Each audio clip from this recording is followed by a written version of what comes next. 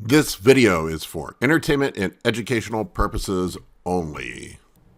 Hey guys, Big Paul here today. Those of you that have been following along with me know about my experiment with doing lower dose Tren on contest prep this year. Kind of the standard assumption with bodybuilding is that you need to do Tren somewhere around 300 milligrams per week or higher to get any results on contest prep. And I wanted to try something different this year. Tren never agrees with me. It always makes me feel like shit. And I saw John Jewett talk about how he only runs 50 milligrams every other day. And he felt like that's all you needed to get the results from Tren. And I did some research on it, thought about it, how Tren works, and the effects that we're trying to leverage on contest prep.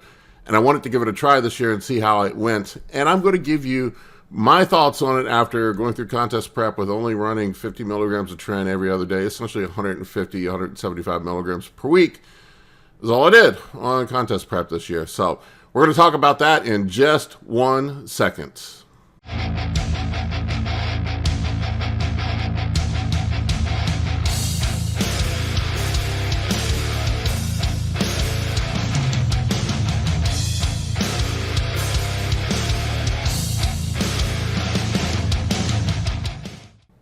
All right, so in the past, I've always run Tren on contest prep somewhere between 300 and 450 milligrams per week. I would run like 100 to 150 milligrams every other day was sort of what I ran on contest prep. And the issue that I have with Tren is I cannot fucking sleep. I already have trouble sleeping as is. Tren also gives me anxiety. And I just sweat profusely, and after a while I kind of get this unwell feeling like I have the flu. I hate Tren. I don't know why people like Tren so much, but I think people just fall in love with it because of the kind of the mythology around Tren, that it's some sort of great anabolic that I really don't think it is. It is probably the best steroid. I would concede that it is probably the best steroid for body composition. I don't think there really is anything better for body composition, at least in my experience. Winstrol, Anavar, Primobolan, none of them harden me up like Tren does. Tren is within 2 weeks of starting Tren, you can see a complete transformation in my physique. I start having veins popping out everywhere. My skin gets thinner, a thinner look to it, and I just harden right up. So, you know, I thought about it, you know, after listening to John Jewett talk about how he ran Tren at really low doses because he had a similar experience with Tren. And so I wanted to give it a try myself this year. And I was thinking about the unique properties of Tren that we're trying to leverage for contest prep. Really, the glucocorticoid suppression is one of them. But ultimately, you know, we can get that from other things like Anavar and other stuff. And all, PEDs to a certain, or steroids to a certain extent suppress glucocorticoids, but Tren's just very good at it. But my thought process is, if you're not sleeping, what does it matter if you're suppressing cortisol? So it makes no fucking difference at all.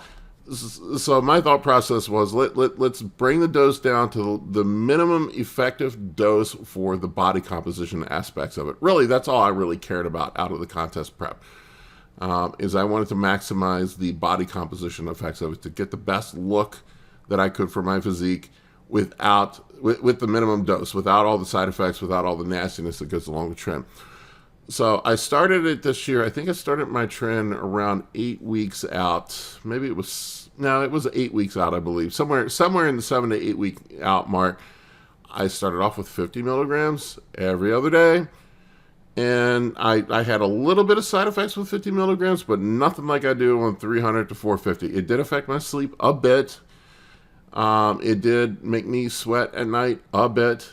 Although that could have been the fat burners and the other things that I was taking. And I achieved the same body composition that I have in the past. It's the lowest dose Tren I've ever run on contest prep. The lowest doses that I've ever run on any of the, what you would consider hardening compounds too. I only ran 30 milligrams of Anavar, no Winstrol this year. People say you can't do contest prep without Winstrol. Well, I did it without Winstrol this year. And I ran some halo tests in the last couple weeks, just a low dose, 10 milligrams. And then last week, I think I ran 20 milligrams. So I kept all the harsh compounds out. My blood markers were much better this year. I didn't feel sick at the end of prep like I always do. My sleep was vastly improved. And I had the best look I've ever had on stage. And I get first placings as a result of it. So I think I kept my body fresh. I felt like, usually the day of the show, I feel like I'm dying and I need a couple weeks to recover. I was ready to get right back in the gym. I felt great as far as contest prep goes.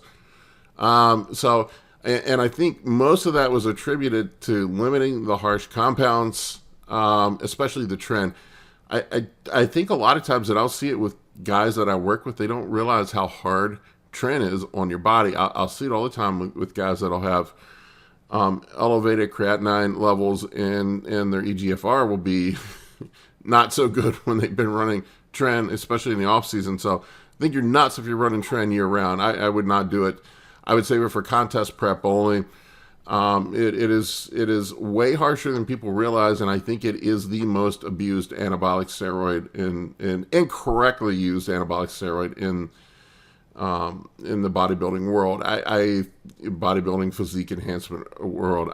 There are better options. I think you could run higher doses of milder compounds and get equal amounts of results in the off season. Ultimately, our goal in the off season, when you think about it, is just to put on muscle tissue. Okay. And Tren is not especially great at muscle protein synthesis. It's not any better than any other thing out there. So why run a harsh compound like Tren in the off season if it's not really any better at it? There's just no reason for it. The reason we run it during contest prep is because it is, without a doubt, in my opinion, the best compound for body composition. I have found nothing that improves body composition like Tren does. But anyway, moving forward, I am running low-dose Tren on contest prep from here on out. I may go up to 75 milligrams every other day, but although I don't know if there's any benefit to it. So I think probably next year I'm going to stick with 50. Most of my clients that I'm working with, I'm recommending 50 every other day. And it seems like they're getting great results running 50 every other day without all the detrimental effects that Tren has, and better blood work, better sleep, less side effects, and essentially getting the same results. So if you can run less and get the same results and have a safer environment, why wouldn't you do that? It makes no sense to me. Anyway, that's all I got for you guys. I thought I would share my final thoughts on the low-dose Tren. I guess I shouldn't say low-dose, lower dose. And somebody's going to call me out on that. Lower-dose Tren experiment for contest prep this year. Thanks for watching, guys. I appreciate you. For coaching or consultations, head over to www.anabolicbodybuilding.com to book your spot today. I can help you with optimizing hormones, fat loss, muscle gain, physique, athletic performance, nutrition, and health. For more information, shoot me an email at bigp3rd@gmail.com.